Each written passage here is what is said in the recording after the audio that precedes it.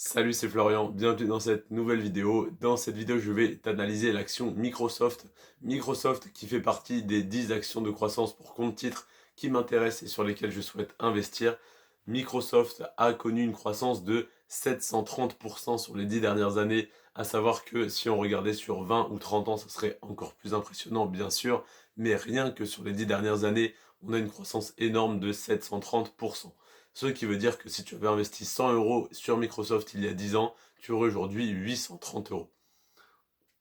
Ensuite, le PER de Microsoft est un petit peu élevé, même si c'est tout à fait logique et compréhensible parce que c'est une action de croissance technologique avec un très gros potentiel. Mais donc le PER est un peu élevé, il est de 32. Alors 32 c'est un peu élevé, mais étant donné la croissance de cette action et la solidité comment dire, des fondamentaux de cette action, c'est tout à fait compréhensible et ça serait étonnant que l'action ne soit pas surévaluée. Après, si elle pouvait être un peu plus basse quand même en PER, un peu moins surévaluée, ça ne nous ferait pas de mal.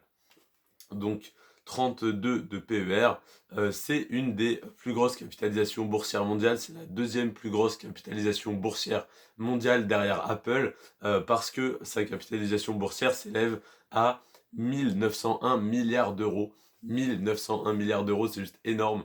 Et c'est la deuxième derrière Apple avec 2440 milliards. Le chiffre d'affaires s'élève à 161 milliards d'euros en 2021 et le résultat net, donc la part de bénéfice dans ce chiffre d'affaires, s'élève à 61 milliards d'euros.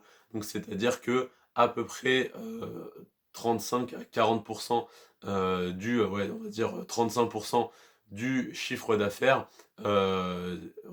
et du bénéfice. Donc ils ont une marge qui est conséquente, qui s'élève à plus de 35%. Et ça, c'est une très bonne nouvelle quand tu souhaites investir sur une entreprise, c'est qu'elle ait un fort pouvoir de, comment dire, un pricing power, un pouvoir de faire monter ses prix comme elle veut. Et comme beaucoup d'ordinateurs, beaucoup de personnes qui utilisent tous les logiciels de Microsoft sont dépendants de ces logiciels, Microsoft peut augmenter les prix sans que quasiment personne ne résilie son abonnement et change d'opérateur, si on peut appeler ça comme ça.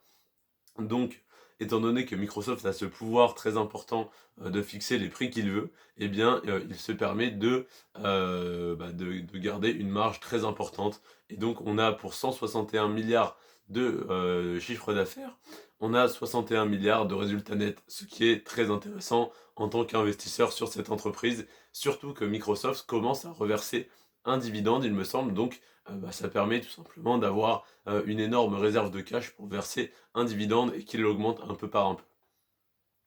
Donc voilà, et le dernier indicateur, c'est les effectifs qui travaillent chez Microsoft, donc le nombre d'employés. Microsoft a actuellement, ou du moins avait en 2021, 166 000 employés, ce qui est à peu près comme Apple, ce qui est à peu près comme Google, pour te donner un ordre d'idée. Donc voilà pour l'action Microsoft qui est une des actions de croissance pour compte titre qui m'intéresse le plus. C'est pour ça que je te la présente, sinon évidemment je ne t'en parlerai pas.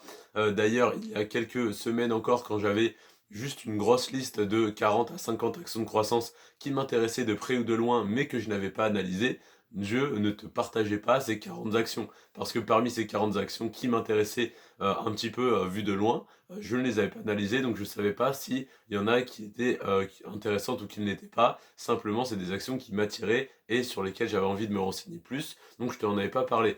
Maintenant que j'ai fait cette analyse et que parmi les plus de 40 actions que j'avais qui m'intéressaient, je n'ai gardé que les 10 qui sont réellement financièrement intéressantes en tant qu'investisseur, eh bien, je te les présente. Donc, je t'ai déjà présenté Meta Platforms, Apple, Alphabet et aujourd'hui Microsoft. On se retrouve demain pour l'analyse de l'action Amazon. C'était Florian. Sur ce, prends soin de toi et tes finances. Ciao.